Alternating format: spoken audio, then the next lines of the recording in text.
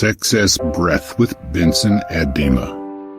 Riding the waves of fortune, poor kids start out life with a lot of optimism and intelligence, but often fail to reap the expected rewards from said intelligence due to poor world knowledge. That is, poor education on the nature, systems, and power structures of the world and country you were born into. What specific activities are most highly rewarded in your country and period. The above topics won't be taught in school. Otherwise, those your financially strained teachers wouldn't be teaching you in the first place. And the poor kid grows up to deploy their intelligence in ways that are poorly rewarded, and/or in a society that is misconfigured to reward something else, like thuggery, for example, because it's what they know. Elites are not naive about real-world realities, and they raise their kids with this in mind. Their moves and decisions are rooted in ruthless pragmatism, not sentiments or blind hope. Someone asked how to build wealth via biology education, and another via grants writing. While alone with my thoughts last night, this question dropped into my spirit. Why do young Nigerians act like orphans? If your father were a wealthy man, we'd likely be educated in the family business. It's a business model that took blood, sweat, and tears to prove and improve. It would be a shame for all that to simply go extinct after the passing of its founder. So, in most cases where it can be helped, children of the patriarch learn the ropes and eventually take over. Orphans have it harder. They do not have parents whose blueprints they can continue from and improve upon, so they must learn life from scratch, therefore. Their development in the journey of wealth is at least one generation behind. Please note that while I am a huge supporter of university education, it is not a substitute for this blueprint. The existing business relationships with bankers, suppliers, and government collaborators, distribution channels, supply chains, and wholesalers, intellectual property on processing, methods, intellectual property on processes, methods, and formulae critical to production.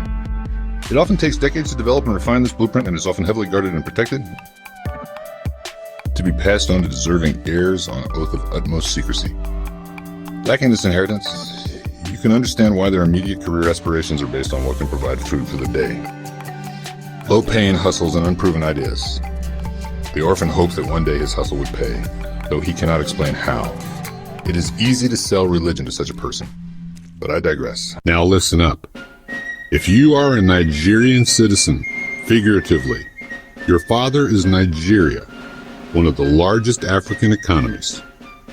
His biggest business ventures by the numbers are in agribusiness and food processing finance / investment and fintech digital and ICT infrastructure, construction, and real estate energy / oil and gas, petroleum mostly, and renewables trade, commerce, e-commerce, healthcare and hospitality, fashion industry, telecommunications, manufacturing / production, creative and media, music and movies, logistics and transport, including maritime and aviation security and defense tech, GIS / geospatial intelligence. Please peruse the above sectors.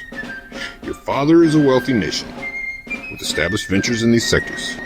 Does it not make sense to develop a passion in one of the above and invest your life force in gaining mastery there? Why acting like an orphan and deciding to be passionate about something as pedestrian as grant writing, teaching job, riding Uber, and the likes when your Nigerian citizenship provides you an unspoken advantage?